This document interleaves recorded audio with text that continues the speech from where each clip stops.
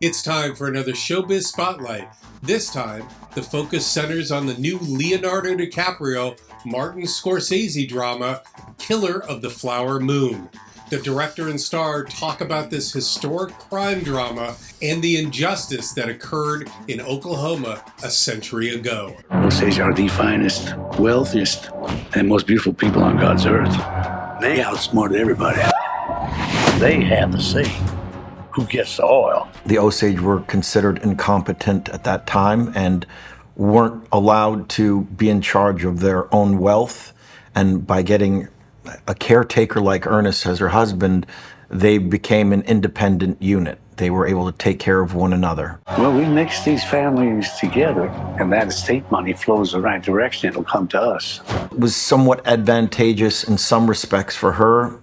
For him, he obviously, had genuine feelings for her, but realized that there was tremendous wealth in the family. Osage is dying by the enemy.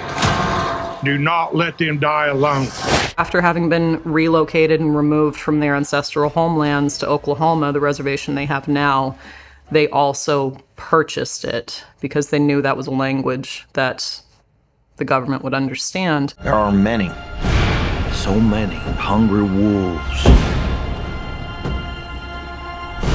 Can you find the wolves in this picture? In doing so, they also had the keen insight to secure the surface mineral rights.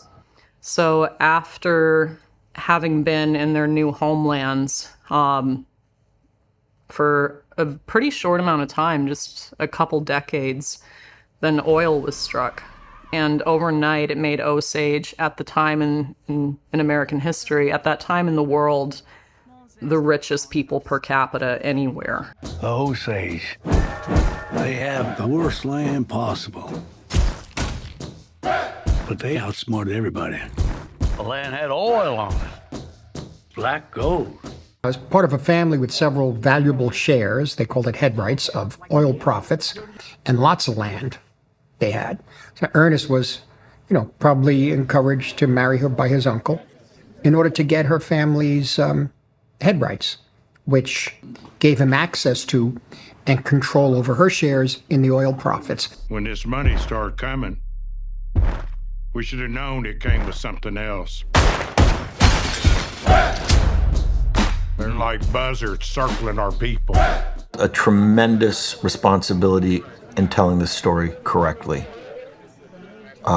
We wanted to be as authentic as possible, and that led us to have many different meetings with tribal elders in the Osage community, talking with direct descendants of the victims, their great-grandchildren, a lot of them who we worked with in the film, who worked on the film with us in various different departments.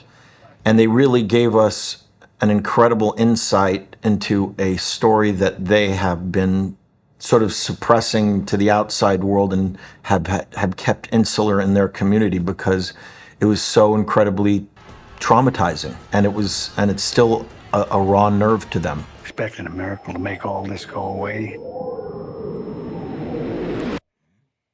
They don't happen anymore. Thanks for watching another edition of the Showbiz Spotlight. If you can, please follow, subscribe, and like the Showbiz Syndicate, and check out other reviews and stories. I'm humbled and appreciative